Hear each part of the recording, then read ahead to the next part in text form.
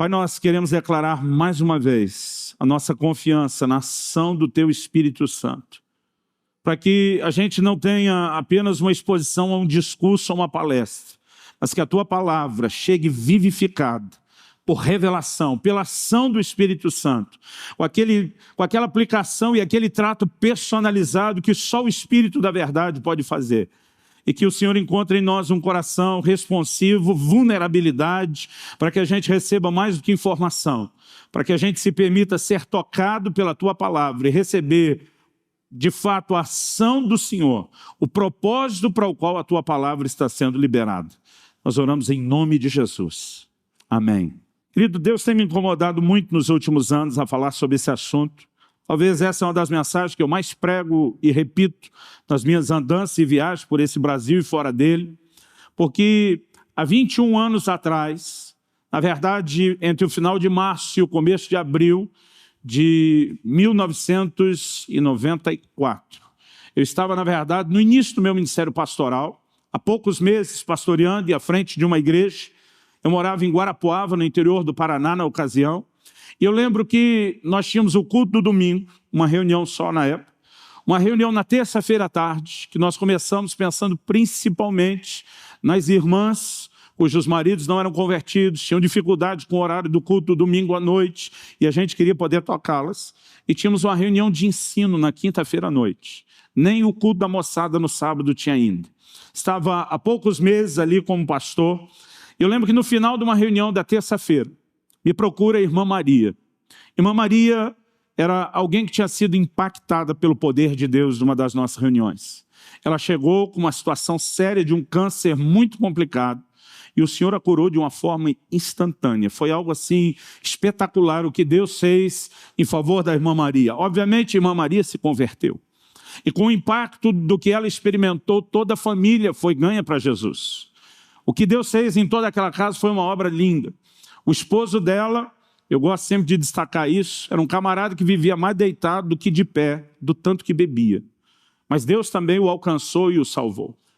Eu, de vez em quando, para tentar explicar o tanto que ele bebia, eu costumo brincar que do golinho que dava para o santo morreu de cirrose, para você ter uma ideia. Mas Deus salvou toda aquela família, obviamente, pelo impacto de toda essa ação de Deus. Eles se tornaram pessoas muito dedicadas ao Senhor. Irmã Maria era uma pessoa de um coração enorme para Deus. Se tornou uma mulher de oração, fervorosa, dedicada, crente de verdade. E nesse dia, no final da reunião, percebo a irmã Maria me rodeando. Ela era uma pessoa muito tímida, introvertida. Eu deduzi que ela estava tentando uma oportunidade de se aproximar e falar, e tentei facilitar as coisas. Falei, irmã Maria, você quer falar alguma coisa? Ela se aproximou e falou, sim, pastor. E ela começou dizendo, eu tenho certeza que eu não estou louca, pastor. Quando ela falou isso, minha vontade era brincar, que nenhum louco acha que está louco, então achar que não está louco não é nenhuma garantia de que não está louco. Mas eu vi que ela estava muito tocada, emocionada. Eu acabei pulando essa parte. Falei, por que a senhora está me dizendo isso? E ela me contou a seguinte história.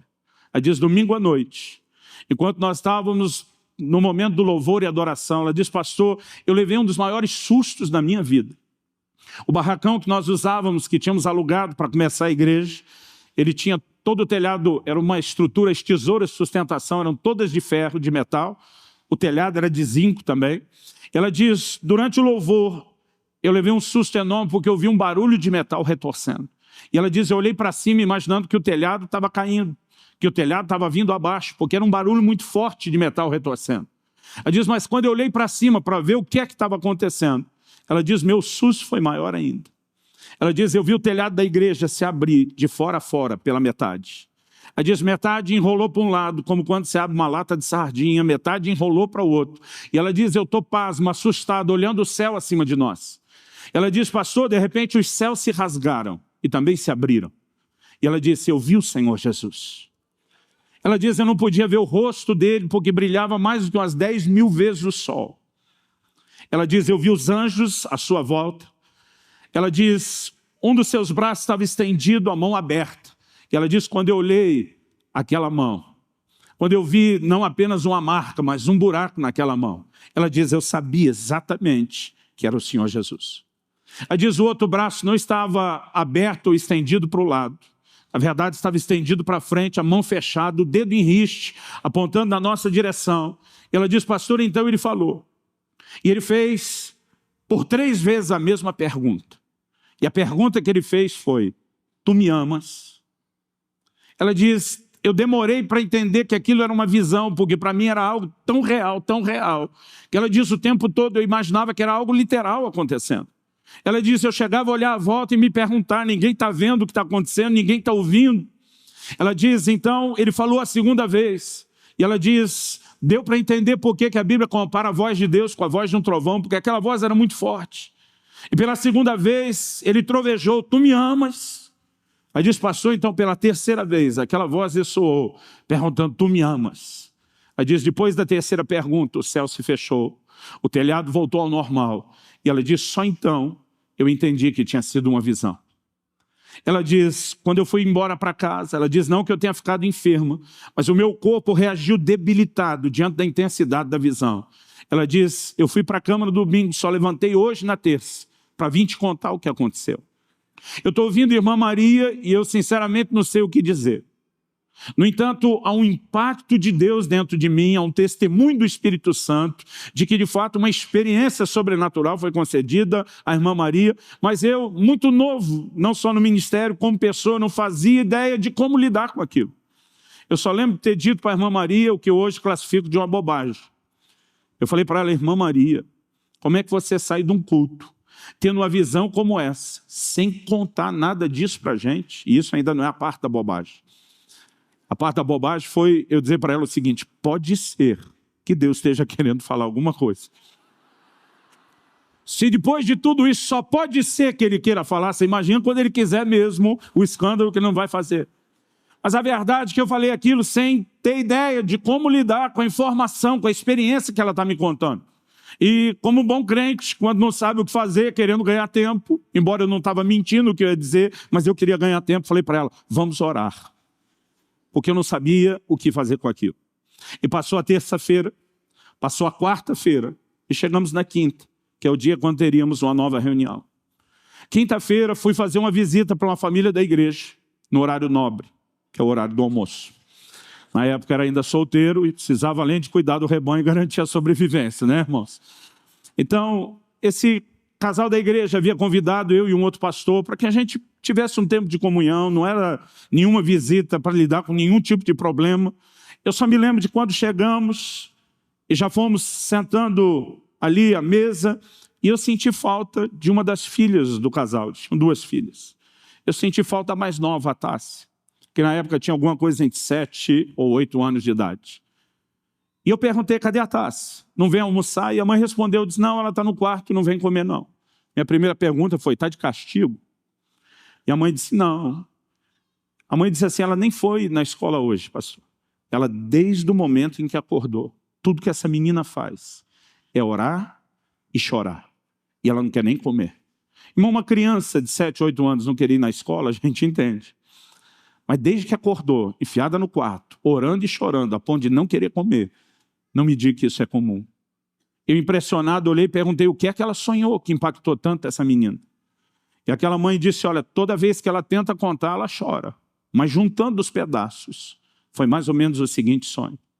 Ela sonhou que nós estávamos lá na comunidade, havia terminado o período do louvor, o senhor subiu ao púlpito, à plataforma para pregar. E na hora que o senhor subiu, o telhado da igreja se abriu pela metade. Eu pensei, vai começar tudo de novo. Mas a visão não era a mesma. Ela diz, o telhado da igreja se abriu no meio. Ela diz, e de repente o Senhor Jesus veio descendo.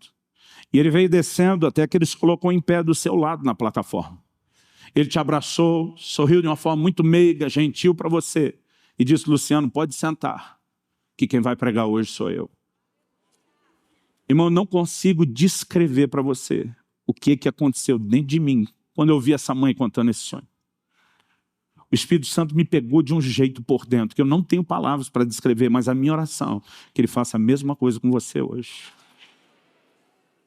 Aquela mãe emocionada ao contar aquilo, eu emocionado ouvindo, e eu lembro que eu perguntei o que emocionou tanto a sua filha nesse sonho. Eu, fazendo brincadeira do que ela me contou, eu falei, é o fato de que eu não vou pregar isso que emocionou ela. E a mãe disse assim, não, foi o olhar do Senhor Jesus. Ela disse, pastor, eu tenho certeza que isso não foi só um sonho, foi uma visão de Deus. Porque o tempo todo minha filha diz, mãe, eu nunca vi tanto amor no mundo como eu vi naqueles olhos. Ela diz, pastor, eu não sei o que a minha filha experimentou, mas ela está debaixo de um impacto de Deus muito grande. Eu nunca comi uma comida tão depressa, eu não vi a hora de me mandar embora dali. Eu só lembro de ter passado pela porta do apartamento onde eu morava e me jogado já no chão da sala. E ali o Espírito Santo me visitou de uma forma muito marcante. E o que eu experimentei aquele dia, eu não quero te sugerir de forma alguma que essa é a forma, a maneira como Deus fala comigo o tempo todo. Mas o que eu experimentei naquele dia, eu creio que me dá o direito de dizer o que os profetas do Velho Testamento diziam, veio a mim a palavra do Senhor. E o que eu quero compartilhar com você hoje, a partir desse texto, eu não vou pregar a experiência da irmã Maria, eu não vou pregar a visão da Tássia. Eu estou usando isso como uma ilustração para introduzir o assunto. Eu quero compartilhar com você algo que as Escrituras dizem. Mas a forma como o Senhor me guiou a essas verdades, eu preciso reconhecer, glorificar a Deus, porque talvez eu nunca teria enxergado ou visto essas coisas sozinho. E naquele dia eu lembro que quando eu me joguei já ali no chão, chorando, eu falei, Deus, eu não sei o que está acontecendo, todo mundo resolveu ver Jesus essa semana. Irmão, isso não é algo comum. Duas pessoas terem uma visão aberta do Senhor dessa forma, eu nunca tinha visto isso antes, não vi nada nesse nível depois. E eu lembro que chorando eu falei para Deus, eu não estou entendendo o que é que o Senhor está querendo falar. E eu lembro que eu disse, o sonho da menina não deve ser literal. Falei, não creio que o Senhor vai vir em pessoa pregar no culto. Eu falei, se for, só me avisa que eu chamo a TV, nós vamos fazer um sucesso junto, que eu vou ficar do seu lado em pé o tempo todo. Mas eu falei, eu não creio que é isso. Eu falei, no entanto, eu não estou conseguindo entender esse sonho. E de repente o Espírito Santo falou uma frase no meu íntimo. Ele diz, eu estou tentando falar com a minha igreja desde domingo. Ele disse, vocês não me deixam. Quando ele falou desde domingo, eu lembrei da visão da irmã Maria. Ele me disse, já passou o culto de domingo. Já passou a reunião da terça. Ele diz, e para essa noite você já tem um outro estudo preparado. Ele diz, você pode dar isso qualquer outra quinta. Hoje eu é que vou falar com a minha igreja. E naquele momento ele me disse qual é o único texto da Bíblia que tem as 3 perguntas que a irmã Maria me ouviu fazer. E foi então que eu vim para João 21. E esse é o texto que nós lemos. E quando eu comecei a ler sobre essas perguntas, Jesus a Pedro, por 3 vezes, perguntando, tu me amas? O Senhor começou a falar ao meu coração que o assunto do amor para com Deus, para com Jesus, não é um assunto sem importância. A primeira coisa que ele me fez lembrar é que quando Jesus foi questionado sobre qual é o maior, o principal mandamento, o número 1, a resposta de Jesus, sem titubear, em Marcos 12:30, ele diz, amarás ao Senhor teu Deus de todo o teu coração, com toda a tua alma, com todo o teu entendimento, com todas as tuas forças. E na hora o Senhor me disse, esse é o maior mandamento. Por que é que se fala tão pouco a respeito disso na minha igreja? A minha primeira reação carnal foi querer julgar os pregadores que eu tinha ouvido por muito tempo, pensando, é mesmo, eu nunca ouvi ninguém pregar sobre isso. Eu pensei, já vi pessoas fazerem menção da necessidade de se voltar ao primeiro amor, mas nunca vi alguém desenvolver o tema. Mas enquanto eu estava julgando os outros no meu coração, o Espírito Santo perguntou, e você? Por que é que nunca falou disso? E eu emudeci, eu não tinha resposta. Deus começou a me guiar alguns versículos, que eu confesso, alguns deles eu nunca tinha reparado que estavam na Bíblia, tentando destacar a importância desse assunto do amor ao Senhor. Por exemplo, 1 Coríntios 16:22, Paulo disse, alguém não ama ao Senhor Jesus, seja anátema. A palavra anátema é muito forte, ela significa maldito, abominável. Ele diz, qualquer pessoa, e Paulo está escrevendo, querido, para os crentes, para uma igreja, qualquer pessoa que desenvolva uma relação com o Senhor, que não seja baseada em amor, ele diz, seja anátema. Eu levei um choque, porque a impressão que eu tinha, que eu nunca tinha enxergado isso na Bíblia antes. Efésios 6:24 diz, a graça seja com todos aqueles que amam ao nosso Senhor Jesus com amor incorruptível. Algumas versões dizem amor sincero, perene, mas a palavra usada no original é um amor que não se corrompe. A melhor definição é um amor incorruptível. Porque quando eu e você, querido, mesmo amando o Senhor Jesus, não estamos amando Ele de todo o coração, Porque o maior mandamento não é apenas amar o Senhor, mas é amá-lo de todo o coração, com toda a nossa alma, entendimento e forças. Eu gosto de chamar isso de amor total. E mesmo se eu e você estamos amando ao Senhor, mas não estamos amando com amor total, como deveríamos, nós não estamos cumprindo o maior, ou o primeiro, o principal mandamento. É por isso que na carta à igreja de Éfeso, o Senhor diz: eu tenho, porém, contra ti, que abandonaste o teu primeiro amor. Porque quando o nosso amor, querido, dá qualquer sinal de enfraquecimento, de corrupção, de comprometimento, Deus vai protestar. Porque Ele não espera de mim e de você nada menos do que essa intensidade de amor. Depois de introduzir o assunto, me fazendo entender a importância dele, o primeiro ponto que eu quero compartilhar, que Deus tratou comigo, foi o motivo dessa pergunta. Jesus não está perguntando para Pedro: Pedro, tu me amas? Para ouvir uma resposta positiva ou negativa, sim ou não. Compre pelo link na descrição desse vídeo. Na verdade, Deus nunca pergunta nada para a gente para querer saber a resposta, porque Ele já sabe tudo. Eu tenho aprendido que o propósito das perguntas que Deus faz é nos levar a uma autoavaliação. E Ele pergunta: Pedro, tu me amas? Mas a palavra que Jesus usa no original grego é uma palavra específica, para conotar um tipo específico de amor. Na língua portuguesa, mesmo no inglês, no espanhol, nós não temos diferentes palavras que conotem diferentes tipos de amor. A gente usa a mesma palavra para essas várias conotações. No original grego, eles tinham palavras diferentes, na língua em que foi escrito o Novo Testamento.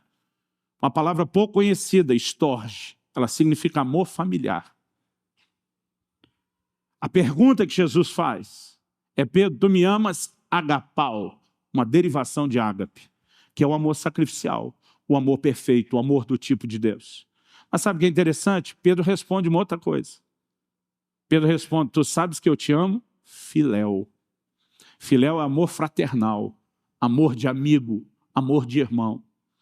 Existia ainda uma quarta palavra no grego para expressar amor, que é eros. Quando o marido fazia aquele convite para a esposa: benzinho, vamos fazer amor, se referindo ao momento de intimidade do casal, ele usa a palavra eros. Então, a pessoa seria específica com o tipo de amor que ela está falando ou querendo conotar. Então, Jesus pergunta: Pedro, tu me amas? Agapau. E a resposta de Pedro é: amar eu amo, mas não é aquela Brastemp. É isso que significa a resposta de Pedro. No português a gente não percebe isso, porque parece que ele só está dizendo: sim, você sabe que eu te amo. Mas a intensidade de amor que Jesus está abordando não é a intensidade de amor que Pedro está respondendo. Naquela ocasião, em 94, a gente só tinha o Novo Testamento da NVI, a Nova Versão Internacional. Pela Sociedade Bíblica Internacional só tinha o Novo Testamento. E eu lembro que eu peguei, naquele momento, para dar uma espiada, o que é que a NVI dizia. Essa tradução já foi mudada, não está mais como no início. Mas no início, Jesus perguntava a Pedro: tu me amas? A resposta de Pedro era: tu sabes que eu gosto de você. Agora imagina a moça perguntando para o noivo: benzinho, você me ama? E ele dizendo: te considero muito. Nós sabemos a encrenca que esse cara se meteu, porque primeiro não é o que ela está perguntando, segundo não é o que ela quer ouvir. Jesus pergunta: Pedro, você me ama? Ele diz: eu te considero bastante. Ainda que Pedro esteja respondendo de forma afirmativa, ele está, em outras palavras, dizendo: amar eu amo, mas não é nesse nível da abordagem que você está fazendo. Nós precisamos entender que o propósito da pergunta, que ele deu, é uma autoavaliação sincera. E nós podemos entender isso sobre vários ângulos. As três perguntas, embora pareçam a mesma, elas não são exatamente a mesma, não foram feitas da mesma forma. Na primeira delas, Jesus acrescenta algo que não tem nas outras duas. Ele diz: Pedro, tu me amas mais do que esses outros? Qual era o propósito de Jesus ao fazer essa pergunta? Eu não creio que era incitar alguma competição de amor. Quem amava mais entre os apóstolos? O Senhor Jesus não faria isso. Em outros momentos em que eles começaram a competir, quem era o maior, o Senhor já deu uma tesourada neles e ensinou que não era o tipo de atitude, de coração, de espírito a eles terem. Então o Senhor não contrariaria isso agora para criar uma competição de amor. O que ele pergunta para Pedro? Pedro, você me ama mais do que esses outros? Você vai entender isso quando você volta no capítulo 13 de João. Porque na última ceia, Jesus diz, olha, um de vocês vai me trair. Quando Jesus diz, um de vocês vai falhar comigo para valer, vai dar uma mancada feia, vários deles se veem dentro da possibilidade de ser a pessoa que vai falhar. E eles começam a perguntar assim, oh, porventura sou eu? Porventura sou eu? Cada um deles quer saber. Agora tem um que além de não perguntar, porventura sou eu? Ele ainda faz uma afirmação muito mais ousada. Que é quem? O abençoado Pedro. Ele disse, Senhor, por ti eu daria a minha vida. Tipo, eu não só não faria uma coisa dessa, como eu morreria por você. Ou seja, o que Pedro prometeu? Agapau, amor sacrificial. Eu te amo a ponto de morrer por você. Eu jamais faria uma coisa dessa. Jesus dá uma encarada messiânica em Pedro. E diz, Pedro, você morreria por mim? Morreria. Ele diz, ainda essa noite, tipo, não vai nem demorar. Ainda essa noite, antes que o galo cante, você vai me negar 3 vezes. E Pedro ainda quer insistir na queda de braço. De modo nenhum, Senhor, eu não. Mas nós sabemos o que é que aconteceu naquela noite. Pedro, ele estava com o que eu acabei apelidando de o Speed Romário. E deixa eu explicar para você o que é isso. Depois do trauma do ano passado com a Alemanha, a gente não quer mais falar de Copa do Mundo. Mas em 1994, quando nós tivemos ali o tetracampeonato, que é quando eu recebi essa palavra um pouco antes disso, a seleção tinha se classificado para a Copa, graças a um ato de heroísmo do Romário. E eu me lembro que no final daquele jogo, o Romário, em cadeia nacional de televisão, numa entrevista, eu lembro que ele fez a seguinte afirmação, Romário disse o seguinte, que quando ele nasceu, Deus olhou para ele e disse, este é o cara. Então o que é o Speed Romário? É quando o cara acha, que até Deus acha que ele é o cara. Tem gente que acha que é o cara, mas tem gente que acha que até Deus acha que ele é o cara. Esse é o mais alto nível de se achar o cara. E Pedro estava mais ou menos nesse Speed Romário. Ele achava que até Deus achava que ele era o cara. Tipo, irmão, olha o que Pedro faz. Ele sinaliza para João, que está com a cabeça reclinada no peito de Jesus, e diz, pergunta quem é. Quem é o vacilão? Descobre aí. O que Pedro está sinalizando com isso? Ele está dizendo, João, eu boto a mão no fogo, por mim e por você, nenhum dos outros 10. Mas ele achava que jamais faria isso. E Pedro estava equivocado a respeito do nível de amor que ele acreditava ter por Jesus. E Jesus disse, não vai demorar, você vai descobrir que você não me ama, tudo que você acha que ama. Irmãos, muitos de nós, às vezes andamos num lugar onde nós estamos equivocados a respeito do quanto de fato amamos ao Senhor. Eu me lembro de um culto quando era adolescente, que eu fui à frente, sim, e o pior é que ninguém chamou. Eu fui porque eu quis. Dobrei meu joelho e falei, Deus, estou aqui para me consagrar, para ser um mártir da causa do Evangelho. Quero dar minha vida por você. E há momentos, querido, que a gente está falando de algo que a gente não faz ideia se realmente tem aquilo ou não. Mas porque está empolgado, a gente em algum momento pode achar que está se movendo num nível de amor maior. Agora, nós sabemos o que aconteceu aquela noite. Se cumpriu a Escritura, ferirei o pastor e o rebanho se dispersará. Nós temos que dar um crédito, irmão, para Pedro, porque ele até tentou defender Jesus no início, quando Jesus foi preso. Ele puxa a espada. A Bíblia diz que ele cortou um pedaço da orelha de Malco, servo do sumo sacerdote, cá entre nós. Eu não acho que ele queria a orelha. Não sei se foi eu que assisti muito filme de gladiador, mas eu teria tentado o pescoço, a jugular. Eu acho que é onde ele deve ter tentado o golpe. Eu acho que o cara, no susto, no reflexo, na esquiva, tenta desviar e perde só um pedaço da orelha. Pedro, além do golpe mal dado, ainda recebe uma bronca de Jesus. Jesus manda ele guardar a espada, ele guarda. Jesus cura a orelha do cara. Eu acho que Pedro pensa, se você quer mesmo ser preso, não quer que a gente te defenda, Deus te abençoe. E ele, com o resto, vai tirando o time de campo. A Bíblia diz, se cumpriu a Escritura, ferirei o pastor, o rebanho se dispersará. Não ficou um. O Evangelho de Marcos é o único que dá esse detalhe. Diz que tinha um jovem enrolado num lençol. Quando tentaram prendê-lo, ele largou o lençol, fugiu nu. Tamanho desespero, porque ninguém queria ser preso. Só que o capítulo 18 de João diz que Pedro e um outro discípulo, é a forma como João fala de si, o Evangelho todo, iam seguindo a distância. O que é essa distância? Se os guardas tentar correr, a gente tem tempo de escapar. Se não, a gente satisfaz a curiosidade de ver onde é que isso vai dar. Mas aquele camarada que tinha prometido dar sua vida por Jesus, não só na primeira oportunidade diante dos guardas correu, mas depois ele entra no Sinédrio. Quando ele entra no Sinédrio, o Evangelho de João é o único que dá esse detalhe, diz que o outro discípulo, que é João, era conhecido do sumo sacerdote. A tradição diz que João fornecia peixe lá, a gente não sabe se isso é verdade. Mas o texto bíblico diz que ele era conhecido. É aí que vai fazer sentido a pergunta da criada para Pedro no portão. Você também é discípulo dele? Tipo, esse nós sabemos que é. E você? Pedro diz, eu não. João, querido, se expôs o tempo todo. Pedro não. Pergunta a segunda vez. Ele não tem nada a ver com Jesus. Na terceira vez, o Evangelho de Marcos, que foi escrito debaixo da mentoria de Pedro, dá um detalhe muito específico. Diz que Pedro praguejou. Outra versão diz que ele soltou imprecações. Falando no português mais claro, ele xingou alguém. A gente não sabe se ele está xingando quem está perguntando, ou se ele chegou ao ponto de xingar Jesus, para tentar deixar claro que não tinha nada a ver com Jesus. Pedro, querido, levou esse negócio a um nível terrível. Quando o galo cantou, a Bíblia diz que ele caiu em si, chorou amargamente. E agora Pedro está numa crise que você não faz ideia. E Jesus encontra o Pedro.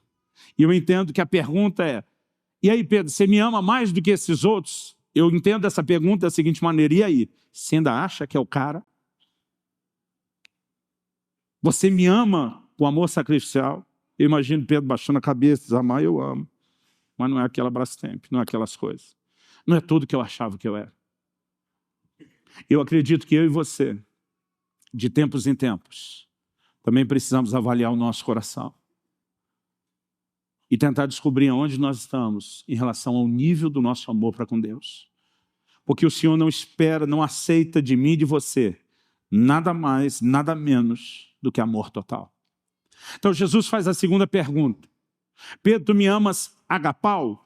Jesus insiste na pergunta, no agapau. E Pedro insiste na resposta a segunda vez. Tu sabes que eu te amo? Filéu. E aí que vem a terceira pergunta. E o versículo 17 diz que Pedro se entristeceu com a terceira pergunta. Não foi com as três, não foi com as duas primeiras, foi com a terceira. O que tem de diferente na terceira pergunta que entristeceu a Pedro? Jesus, que não conseguiu trazer Pedro para o nível de amor que ele está falando, agapau, ele desce para o nível de Pedro. E a terceira pergunta é, Pedro, tu me amas filéu? E eu entendo por trás disso está, é só isso mesmo que você tem para me dar? É só esse nível de amor que você tem para me oferecer? E Pedro responde, a Bíblia diz que ele não só se entristeceu, mas disse, tu sabes todas as coisas. O que é isso tu sabes todas as coisas? Quando eu achava que era o cara, você já sabia que eu ia te negar. Não adianta eu tentar nenhum discurso bonito para te impressionar, dizendo que eu tenho agapau, que eu estou pronto para me sacrificar, porque você sabe muito bem que eu não estou nesse nível. Essa hora que Pedro baixa a cabeça, com o perdão da palavra, bota o rabinho no meio das pernas, como qualquer cachorrinho assustado, e diz, amar eu amo, mas é só filéu. Irmão, nesse dia eu não consigo descrever para você. Quando eu entendi não só o propósito da pergunta, mas que a razão pela qual Jesus pergunta para Pedro essas 3 vezes. Eu entendi também que o motivo pelo qual o Senhor permitiu que a irmã Maria, naquela visão, o visse fazendo as 3 mesmas perguntas. Não era para a gente responder sim ou não, amo ou não amo.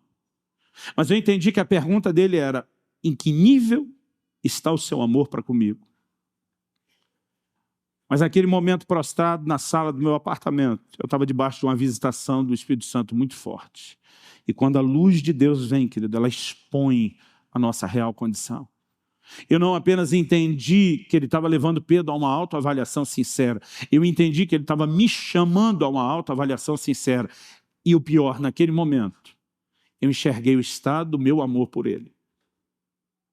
E eu percebi que eu estava um pouquinho pior que Pedro. Eu acho que o meu não era nem filéu, era um filéuzinho de nada. E debaixo da constatação, eu comecei a chorar de uma forma que eu também não consigo descrever. Eu fiquei muito decepcionado comigo mesmo, porque durante muito tempo eu achava que eu amava o Senhor quase que no estilo de Pedro, de dizer, eu estou pronto para morrer por você. Mas Deus começou a me fazer enxergar o meu coração e a minha oração, que Ele te mostre o seu hoje. Porque Ele te trouxe aqui para te fazer a mesma pergunta que Ele fez há mais de 2000 anos a Pedro. Tu me amas? A mesma pergunta que há 21 anos atrás Ele fez à irmã Maria, tu me amas? E a toda a nossa igreja. Ele está fazendo a você hoje, não para você dizer sim ou não, mas com o propósito de fazer com que você avalie qual é a dimensão do seu amor para com Ele. Irmão, eu chorei tanto quando eu entendi esse primeiro ponto ou verdade do que Deus estava falando, que eu confesso que eu fiquei assim quase deprimido. Eu pensei, se no começo da mensagem está assim, até o fim Ele me mata. Mas a segunda coisa que Deus falou me levantou, me botou para cima. A segunda coisa que Deus falou comigo é que o nosso amor pode crescer. Eu quero que você fale isso para alguém ao seu lado. Fala, seu amor por Jesus pode crescer. Olhe para cá um instante. Eu entendi que o motivo pelo qual o Senhor queria que eu me avaliasse, o motivo pelo qual Ele quer que você se avalie, não é para que a gente se coloque num lugar de culpa ou condenação, porque isso é ministério do cão, do diabo. O que Deus quer é que a gente perceba que quando nós ainda não alcançamos o alvo, que a gente se empenhe por alcançá-lo. Quem está entendendo, diga amém. Pastor, onde é que o senhor entendeu isso no texto? Eu quero que você leia comigo em João 21 agora, os versículos 18 e 19. A gente leu do 15 ao 17. Agora eu quero que você leia comigo 18 e 19. Jesus diz para Pedro, em verdade te digo, que quando eras mais moço, tu te cingias a ti mesmo e andavas por onde querias. Quando, porém, fores velho, estenderás as mãos, outro te cingirá e te levará para onde não queres. Durante muito tempo, quando eu lia a Bíblia, eu botava um ponto de interrogação em várias das minhas Bíblias de estudo, na frente desse versículo 18. Aquele ponto de interrogação era uma sinalização para mim, é mistério. E eu ficava me perguntando o que é que Jesus está falando aqui. Mas, irmão, a resposta no versículo seguinte, eu demorei muito tempo para enxergar. Versículo seguinte diz, disse isso para significar com que gênero, com que tipo de morte Pedro havia de glorificar a Deus. Depois de assim falar, acrescentou-lhe, segue-me. Vamos pensar um pouco nessa conversa de Jesus com Pedro. Em primeiro lugar, você lembra que Pedro está no estado de carregar uma culpa violenta por ter negado ao Senhor Jesus. A Bíblia diz que quando o galo cantou, a Bíblia diz que Pedro caiu em si. No momento em que caiu em si, a Bíblia diz que ele chorou amargamente. Mas a coisa não para no choro. Pedro, nesse dia, quando Jesus aparece para ele na praia, ele estava fazendo o quê? Pescando. Tinha voltado a pescar, coisa que ele largou lá no início. Mas ok, esse não é o argumento principal, nem é suficiente. Mas em Marcos 16, quando o anjo de Deus aparece para as mulheres que vão visitar o túmulo vazio, para dar notícia da ressurreição, o anjo disse assim, ide e dizei aos discípulos e a Pedro que ele vai adiante de vós. O único que é mencionado por nome é Pedro. O anjo diz, diga aos discípulos e a Pedro. Irmão, eu creio que se não tivesse esse e a Pedro, Pedro não ia achar que ele estava incluso naquela mensagem. Porque ele se sentia cortado da seleção. Ele tinha falhado, ele tinha fracassado, ele tinha negado o Senhor, ainda que guardado as devidas proporções, a gente não possa colocá-lo no patamar do que Judas fez, irmão, chegou bem perto. Eu creio que ele está arrasado consigo, eu creio que ele está achando que não vai a lugar nenhum. E o Senhor Jesus não só está insistindo nas 3 vezes, Pedro, apacenta minhas ovelhas, tipo, eu estou contando com você. Mas no versículo 19, Jesus olha para ele e diz, segue-me. O que Jesus falou a primeira vez, quando botou Pedro para dentro desse time, ele está falando de novo, segue-me. O que ele está dizendo? Pedro, eu não desisti de você. E qual é a boa notícia que nós vemos aqui? Jesus diz, quando você era mais novo, eu creio que isso não é só idade cronológica, mas está falando de maturidade. Ele diz, Pedro, você fazia o que queria, você se cingia a você mesmo, você ia onde queria, você mandava no seu nariz, você estava no controle. Ele diz, quando você for mais velho, isso não é só idade cronológica, como também maturidade. Ele diz, outro te cingirá, outro te guiará, você já não vai mais estar no controle. E aí Jesus diz assim, estenderás as mãos, olhe para cá. estenderás as mãos. Do que Jesus está falando? O versículo 19 diz, disse isso, estender as mãos, para significar com que tipo de morte Pedro iria glorificar a Deus. Morte por crucificação. Eu, quando criança, quando eu lia a Bíblia, eu achava que só Jesus e os dois bandidos é que tinham sido crucificados. Demorou para eu entender, estudando a história, que o Império Romano crucificou incontáveis milhares de pessoas. Mas Jesus estava dizendo, Pedro, quando eu te dei a primeira chance de mostrar que você estava disposto a dar a sua vida por mim, você falhou. E é por isso que agora você olha para você e diz, amar eu amo, é só filéu, agapau, sacrificial eu não tenho. Mas Pedro, eu tenho uma boa notícia para te dar. Vai chegar o dia. Hoje você pode estar aqui no filéu. Mas Pedro, você vai crescer. E vai chegar o dia onde você vai alcançar esse agapau. E quando esse dia chegar, eu vou te dar uma outra oportunidade de morrer por mim. E quando essa oportunidade chegar, você não vai negar fogo dessa vez, Pedro. Diz a tradição que Pedro não apenas morreu crucificado, mas quando chegou o momento de ser crucificado, ele teria dito, não sou digno de morrer como meu Senhor, e pediu que o crucificassem de cabeça para baixo. Alguém disse com muita propriedade, querido, que Deus não nos chamou em função daquilo que nós somos hoje, mas daquilo que Ele sabe que a gente virá a ser nas suas mãos. E quando Deus olha para mim e para você, Ele não enxerga os fracassos do passado ou de hoje. Ele enxerga a capacidade de eu e você darmos a volta por cima, de eu e você crescermos, de eu e você irmos além, de eu e você alcançarmos aquilo que ainda não alcançamos. Aleluia! Glória a Deus! Eu demorei muito tempo, pastor Márcio, para entender aquela profecia de Isaías. Ele não esmagará a cana quebrada, nem apagará o pavio que fumega. Mas quando eu mudei para o interior do Paraná, para Guarapuava, eu tinha me criado, nasci em Santo André, no ABC Paulista, mas me criei em Campinas, no interior de São Paulo, cresci no meio da selva de pedra, do asfalto. Eu fui conhecer de perto a lavoura só quando me mudei para o Paraná, com quase 20 anos de idade. Mas quando mudei, eu lembro que um irmão, muito querido, da igreja, não era só uma ovelha, um amigo, um dia ele me falou, pastor, o senhor está vivendo um contexto cultural completamente novo para você. E ele falou, eu queria te ajudar a entender o que é esse mundo, esse universo da agricultura que você está. Quando você tiver um dia livre, nós vamos marcar, eu quero te levar para você conhecer uma das minhas fazendas e o que é o trabalho que eu faço. E eu fui com ele. Era a época do trigo, não tinha chegado ainda a colheita, o trigo ainda não estava amarelo, estava verde, mas já estava bem alto. E eu lembro que ele falou, olha, eu vou fazer todo o trabalho que eu tenho que fazer e eu vou te explicando tudo para vocês se inteirando.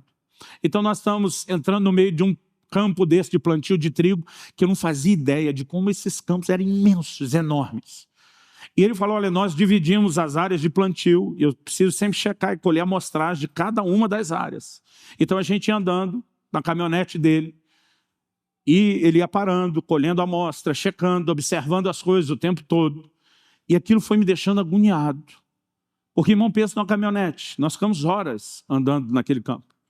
E por onde a caminhonete passava, eu estou olhando só no retrovisor, e eu estou vendo por onde a caminhonete passa. Tem 2 trilhos, por onde os pneus passam, onde o trigo está todo no chão. E com o tanto que a gente estava andando, eu acabei fazendo a pergunta. Eu falei, você anda esse tanto todo dia? Ele falou, praticamente todo dia. Eu lembro que eu disparei uma bobagem. Falei, daqui a pouco não tem mais trigo. Porque se você anda esse tanto, e toda hora que você passa, você está acabando com esse trigo, daqui a pouco não vai sobrar mais nada. Ele começou a rir. Eu acho que se fosse hoje, ele teria dito, sabe de nada, inocente. Ele parou a caminhonete. Ele falou, pastor, desce, eu tenho que te mostrar uma coisa. E nós descemos. Ele disse, o senhor está vendo esse trigo aí no chão, os 2 carreiros por onde o pneu passou. Ele falou, você acha que isso não vai levantar? Eu falei, eu tenho certeza que isso não vai levantar. Ele falou, pastor, o senhor não faz ideia como é a natureza. Aí ele me disse, olha para esse canto da esquerda. Ele disse, tenta abaixar a cabeça, nivelar os seus olhos na altura do trigo e olha nessa direção que eu estou apontando. Eu comecei a olhar, ele falou, você está vendo alguma diferença? Eu falei, parece que nessa direção que você está apontando, parece que tem 2 carreiros que estão mais baixos que os outros. Ele disse, o senhor percebeu a largura do carreiro, a distância entre um e outro? Eu olhei para aquilo, olhei para trás, eles estavam mais ou menos um palmo esticado, abaixo do resto. Quando eu olhei aquilo, olhei de novo, que eu fiz a comparação das medidas, eu falei, não, Você não está querendo dizer que passou ali com a caminhonete e levantou? Ele falou, ali foi há 2 semanas. Eu falei, não, minha cabeça parece que explodiu. Eu dizia, uma caminhonete dessa tem que pesar no mínimo mais de 1 tonelada. É impossível esse trigo levantar. Ele falou, pastor, olha para trás. Ele falou, aqui o senhor nem precisa abaixar muito. A hora que eu olhei para trás, tinha 2 carreiros, onde estava bem mais baixo do que 2 palmos. Ele falou, isso aqui foi semana passada. Irmão, eu fiquei chocado, porque a minha razão não conseguia aceitar aquilo. Eu dizia, não pode, o peso disso é impossível. Ele falou, vou te mostrar como que fica impossível levantar. Aí ele foi atrás da caminhonete, num daqueles talos estava quebrado. Ele pegou exatamente no lugar onde estava quebrado e com o dedo ele esmagou. E a hora que ele mexeu para frente e para trás, esmagou, falou, agora é impossível. Ele diz, a única forma desse trigo não levantar mais é se o senhor esmagar onde a cana, a palavra cana significa caule, onde a cana está quebrada. Quando ele falou isso, caiu a ficha. Ele não esmagará a cana quebrada. Sabe o que Deus está dizendo? Não importa o que te atropelou, te colocou no chão, Ele não vai roubar de você a esperança de se reerguer, a esperança de ser restaurado. Aleluia! Glória a Deus! De modo que quando Deus mostra, querido, que eu e você não estamos onde deveríamos estar, o que Ele quer não é colocar a gente para baixo. Quem tenta fazer isso é o diabo. O diabo que tenta trazer culpa, condenação, dizer que tipo de crente você é, você não vale nada. Mas, querido, Deus está olhando para mim e para você. Ele não enxerga só o que nós fomos, nem só o que nós somos, mas Ele enxerga onde é que nós vamos chegar. Ele está dizendo, Pedro, eu olho para você e eu não vejo o ágape ainda. Você está enxergando o filéu que eu via desde o início, mas Pedro, eu quero que você olhe para frente e saiba que o seu amor vai crescer, que um dia você vai estar pronto para dar a sua vida por mim. E eu acredito que Deus quer trazer no meu e no seu coração, querido, não só a consciência de que talvez o nosso amor não esteja onde deveria estar, mas eu creio que Ele quer nos levar à convicção e ao entendimento de que nós vamos chegar lá. Vira para o irmão ao seu lado e fala para ele, Deus acredita em você. Irmão, Deus acredita em você mais do que sua mãe. Porque mãe é mãe, fala sério. Eu vi uma história uma vez, eu falei, tem que ser piada. Falaram de uma mãe que foi assistir o filho desfilando na parada militar. E disse que o menino passou marchando o compasso trocado da tropa o tempo todo. Quando todo mundo erguia a perna direita, ele erguia a esquerda e vice-versa. Diz que a televisão acompanhou ele do começo ao fim. No final, não sei como, acharam a mãe, foram entrevistar a mãe. Como a senhora se sentiu vendo seu filho marchar no compasso trocado da tropa? Ela disse, meu filho fez nada errado, quem estava errado era o resto da tropa. Porque mãe é mãe, querido, ela tem a capacidade de enxergar nada de ruim, tudo de bom. De vez em quando a gente brincava com um amigo na adolescência que dizia que era bonito, a gente dizia, quem foi que falou? Sua mãe? Mas eu quero te dizer, querido, que Deus acredita em você mais do que sua mãe. Ele enxerga em você coisas que nem você, nem sua mãe enxergou ainda. A sua capacidade de crescer, de se tornar alguém melhor. Aleluia! Glória a Deus! E para terminar, a terceira coisa que Deus falou e falou muito forte ao meu coração. Que o amor não se expressa somente em palavras.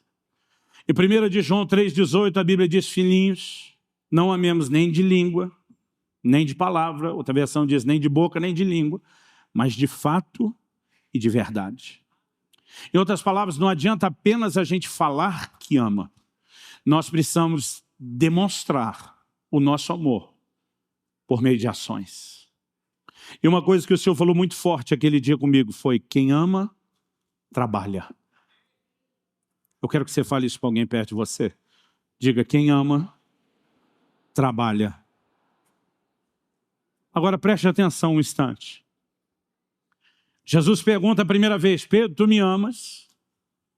Independente de Pedro estar dizendo, eu amo filéu e não agapau. O Senhor diz, apacenta as minhas ovelhas. Pedro, tu me amas? Amar eu amo, Senhor, mas já te disse, não é aquela para apacenta as minhas ovelhas. Pedro, você só me ama filéu mesmo, Senhor, é só isso, não tenho mais do que isso. Apacenta as minhas ovelhas. Sabe o que Jesus está dizendo? Se você me ama, ame aquilo que eu amo. Se você me ama, demonstre o seu amor por aqueles que eu amo. Irmão, se você falar que me ama, que me quer bem, que me respeita, mas em algum momento maltratar minha família, que eu esqueci de apresentar, está aqui no primeiro banco. Queria que eles ficassem em pé um pouquinho. A Kelly, o Israel e a Alice. Ó. Se você falar que me ama, que me quer bem, mas maltratar minha família, você vai conhecer minha antipatia ao lado não tratado da minha alma. Porque eu não consigo ler o seu respeito, o seu amor por mim, se você maltrata minha família ou aqueles que eu amo. Mas se você tratar bem minha família, você vai conhecer minha simpatia rapidinho. Sabe o que Jesus está dizendo? Pedro, você me ama? Então demonstre isso, amando aqueles que eu amo. Eu creio que nessas últimas 2 décadas a igreja melhorou, porque antigamente a gente não falava de amor ao Senhor, a gente não cantava sobre isso, e nós melhoramos muito. Eu acho que a gente tem falado até bastante. Mas o que Deus espera quando o assunto é amor, querido, não é que a gente apenas declare isso, não é que a gente apenas cante isso. Ele espera que a gente demonstre isso por meio de trabalho. O que eu ouvi muito forte há 21 anos atrás, que quem ama tem que arregaçar as mangas, botar a mão na massa, tem que trabalhar. Se eu e você amamos o Senhor, querido, a melhor forma de demonstrar isso é ir além daquilo que nós cantamos e declaramos. E é nos dedicarmos a ganharmos as pessoas e a ajudarmos a cuidar delas. Sabe, eu lembro da época em que a gente começou a falar muito sobre Maria. Dizer que a gente não podia ser só Marta. Eu concordo, querido, a minha geração, a geração de quando eu era criança, eu cresci dentro da igreja. A gente era a geração ativista. Domingo para a gente era uma canseira. Você ia para a escola bíblica dominical, depois tinha um culto. Depois do culto tinha evangelista, tinha visita, tinha ar livre, tinha um monte de coisa. À noite tinha outro culto, eu nunca entendi, porque a gente tinha que ir nos 2 cultos. Mas domingo era o dia de trabalho. Não era difícil, quando você precisava de algo, recrutar as pessoas e ter gente voluntária para fazer, porque todo mundo queria fazer alguma coisa. Está certo que a gente não entendia tanto a importância da comunhão como a gente vem aprendendo ultimamente. Mas uma mensagem começou a ser pregada, dizer, a gente não pode ser Marta, a gente tem que ser como Maria, tem que saber estar aos pés do Senhor, e eu não estou falando contra isso. Não me entenda mal. Mas nós saímos de um extremo para outro. E com o perdão da palavra, porque eu preciso usá-la, é intencional. Generalizando, nós estamos nos tornando a geração vagabunda em termos de igreja. Gente que não quer trabalhar, gente que não quer pôr a mão na massa. Há uma mentalidade de consumo que invadiu a igreja. É um alto nível de exigência. As pessoas chegam e querem o melhor tratamento, o melhor serviço, e se não for bom, vou para a concorrência. Compre pelo link na descrição desse vídeo. O camarada chega e ele quer um ministério infantil nota 10. Mas ajudar a cuidar nem do filho dele. Muito menos dos outros. O padrão de exigência, querido, até na música, está cada dia maior. Um dia desse, no final do culto, o irmão falou para mim, não gostei dessa música cantar. Eu falei, por acaso foi para você que nós cantamos? Tem gente achando que é para eles, que ele já não é mais para o Senhor. É a mentalidade de consumo. Ele acha que tudo gira em torno dele. E o nível de resposta, querido, em termos de trabalho, está cada vez menor. Mas em nome de Jesus, nós vamos mudar essa condição. Nós vamos nos levantar para ser uma geração que demonstra o amor pelo Senhor, transbordando isso nas pessoas. Irmão, depois de Deus ter falado isso comigo, eu não durei muito tempo para reprovar no primeiro teste. Alguns meses depois, ou seja, isso aqui ainda estava fresco. Eu lembro que eu me cansei de um grupo de irmãos na igreja, que na época eu apelidei eles dos tribulosos. Porque eles traziam muita tribulação na igreja. Mas aquilo assim me deu a tampa, me deu o limite de toda a paciência. Eu lembro que um dia entrei no quarto, peguei minha mala, comecei a juntar minhas roupas. Falei para Deus, vou-me embora. Não aguento mais esse povo. Eu tinha alguns meses no ministério pastoral, não tinha nenhum ano. Falei, desisto, não dou conta disso. Enquanto estava juntando minha mala, o Espírito Santo falou comigo, você não ama esse povo, a ponto de se sacrificar por eles? Falei, não amo não. Irmão, eu aprendi a ser honesto com Deus. Ele sabe tudo. Falei, o que eu amava deu para eu vir até aqui, deu para eu sacrificar até aqui. Daqui para frente, não amo mais, não sacrifico mais. Aí veio a segunda pergunta, você me ama? Falei, você sim, eles não, vamos separar. O que eu não esperava, irmão, é que aquela segunda pergunta era um anzol que me pegou de jeito, uma isca. Ele me disse, então se você me ama, você vai desfazer essa mala agora. Ele diz, porque se você não consegue ficar por amor a eles, eu espero que no mínimo você fique por amor a mim. Porque ele diz, eu não vou desistir de nenhum deles, eu dei a minha vida por cada um deles, eu não abro mão de nenhum deles. E se você tiver um pingo de consideração por mim, você vai desfazer essa mala. Minha vontade era dizer para ele, apelou, hein? Mas pensa num negócio que funcionou. Eu não sei nesses 21 anos de ministério pastoral, quantas vezes, mesmo em outros lugares, eu pensei na mala. E cada vez que eu lembrava da mala, eu lembrava daquela voz dizendo, se você me ama, faça por mim. Sabe, querido, no início, a gente pode trabalhar com muitas motivações. Tem gente que trabalha porque ele quer ser reconhecido. E eu não vou dizer que é errado reconhecer. Deus trabalha com galardão e reconhecimento. Então, é certo reconhecer. Mas quem trabalha só para ser reconhecido, quando for reconhecido, ele para de fazer. Qualquer motivação que eu e você tivermos para fazer algo para Deus, um dia acaba, um dia termina. Antes de eu entrar no ministério, eu comecei a ouvir palavras proféticas de como Deus ia me usar na nação e fora dela. Vinham os profetas que não sabem guardar segredo, metiam a mão na minha cabeça. Eu vejo o dia em que você vai ficar cruzando os céus dessa nação de avião de um lado para o outro, irmão. Eu tinha vontade de rir, eu nunca mais falei mal de Sara. Porque tem coisa que é divertida mesmo. Eu nunca tinha andado nem de teco-teco. Imaginava se um dia eu andar de balão desses dirigíveis. Os caras dizendo, vai ficar cruzando a nação de um lado para o outro, eu tinha vontade de rir. Mas à medida que o tempo passou, o ministério foi começando, eu fui vendo a sinalização da intervenção de Deus. E eu comecei a descobrir um universo completamente diferente da minha criação. Eu nasci e cresci numa estrutura muito simples, financeiramente falando. Eu me lembro da gente tomando banho e papai batendo na porta do banheiro. Vamos logo, está gastando. A gente dizia, mas o chuveiro está desligado a luz. Ele dizia, mas está gastando a água. E eram uns 3 pinguinhos, porque a coisa estava feia, irmão. Primeira vez que eu fiquei num hotel foi na Barra da Tijuca, no Rio de Janeiro. A barra não era essa barra toda que é hoje, mas eu digo que já era uma barrinha de respeito. E quando entrei naquele quarto, irmão, eu fiquei deslumbrado. Primeiro banho que eu fui tomar, eu gastei 1 hora. Eu olhei e falei, isso não é um chuveiro, isso é um pai, te abraça, te acolhe. Não era uma ducha que eu nunca vi, nem num filme, eu acho que eu nunca tinha visto aquilo. Eu fiquei 1 hora. Aí dei uma pausa, eu estava muito cansado, fui no quarto, peguei uma banqueta plástica, mais 1 hora sentado. Quando deitei, eu nunca tinha visto uma cama daquela, esses boxes americanos, que hoje é comum, na época não era não.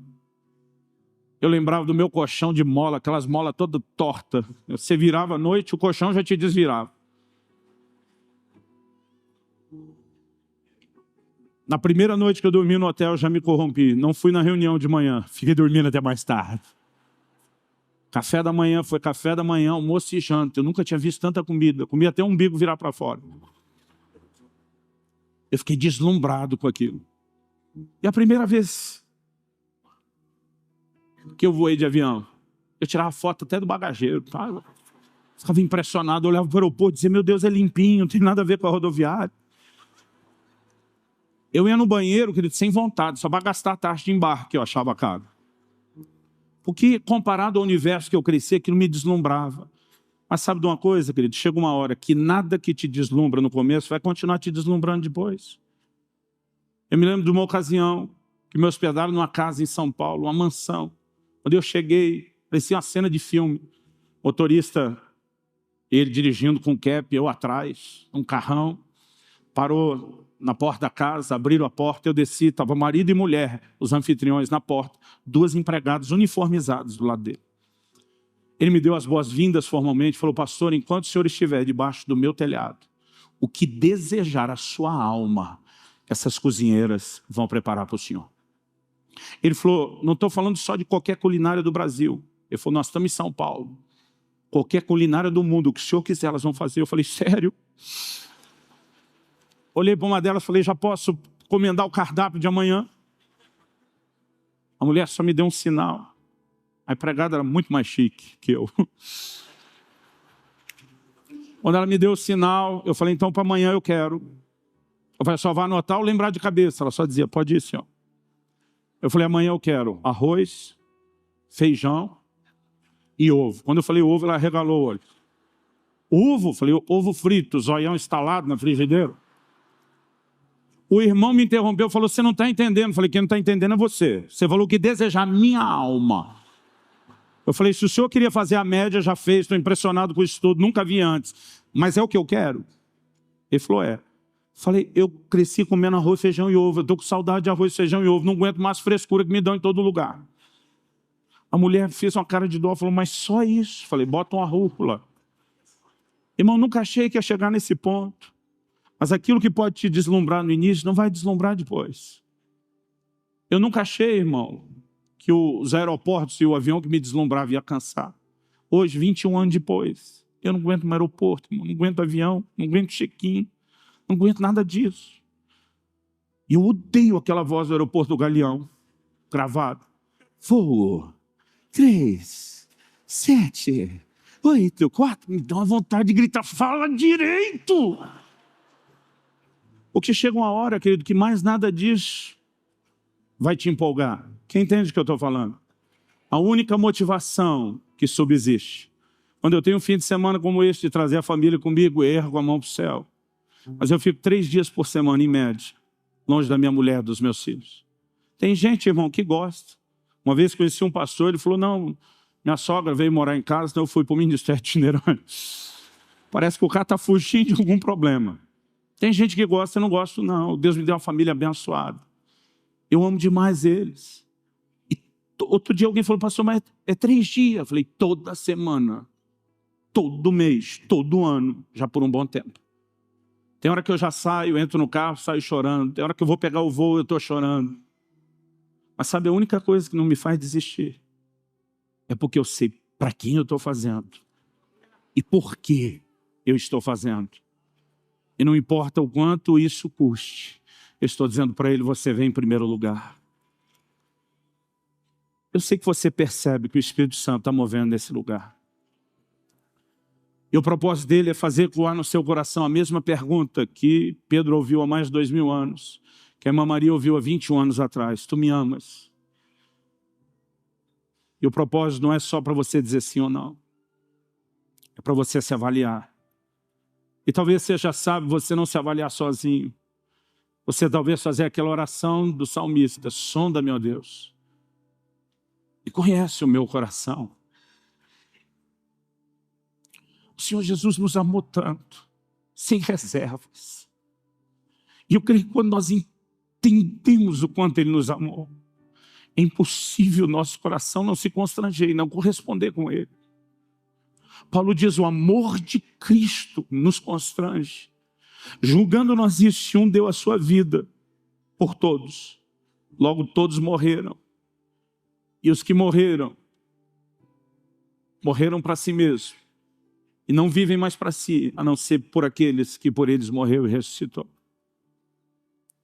Por outro lado, se você descobrir que não está onde deveria estar, e eu creio que essa é a condição da grande maioria de nós, o Senhor não quer com isso te desanimar, mas Ele quer sinalizar um lugar de uma manifestação maior e mais madura de amor que você pode alcançar. E talvez o que a gente terminou falando aqui seja o grande termômetro para avaliar o primeiro e o segundo ponto.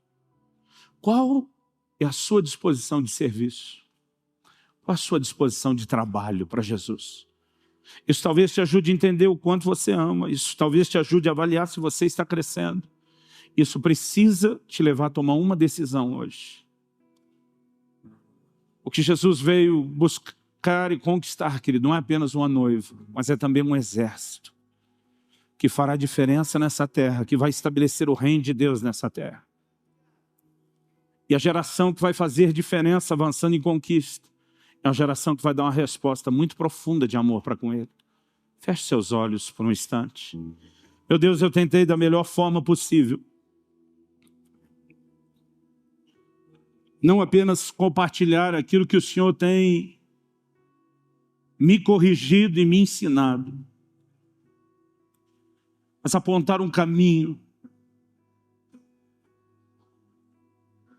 para que cada um de nós se determine a buscar aquilo que nós estamos te apresentando hoje desse amor total. Nós nos arrependemos, Senhor. Porque se te amar de todo o coração, alma, entendimento e força, é o maior mandamento. Então não te amar dessa forma não pode ser chamado de nenhuma outra coisa, a não ser uma quebra de mandamento ou pecado. É por isso que quando o Senhor confronta o anjo da igreja de Éfeso, o Senhor diz, lembra de onde caístes. O Senhor não chama isso de uma crise espiritual, o Senhor chama de queda. O Senhor diz, arrepende-te, porque isso não é outra coisa a não ser pecado. Mas o Senhor também diz, volta à prática das primeiras obras. Nós queremos reconhecer que não temos chamado como deveríamos. Mas nós clamamos graça e favor para debaixo da ação do Teu Espírito Santo pegarmos esse caminho de restauração. Eu oro que o Senhor sopre sobre nós hoje. Cada um dos meus irmãos e irmãs neste lugar, aqueles que nos acompanham pelo rádio, pela televisão, pela internet, aonde quer que estejam, que o Teu Espírito Santo os envolva agora.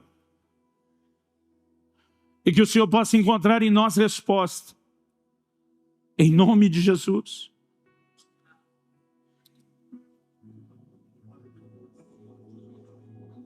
Em nome de Jesus.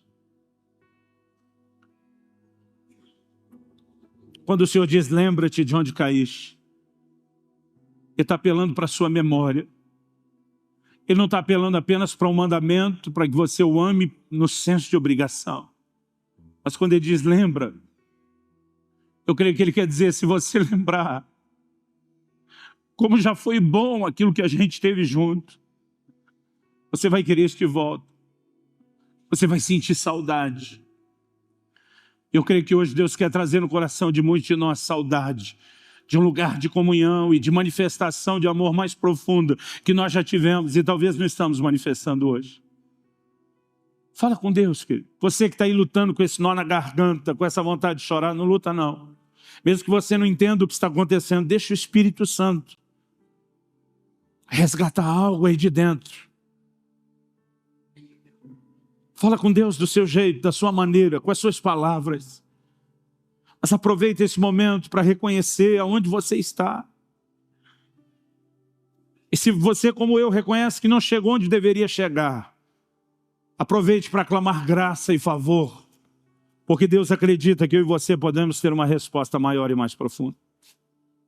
Fala com Deus em nome de Jesus. Clique e veja mais vídeos como esse.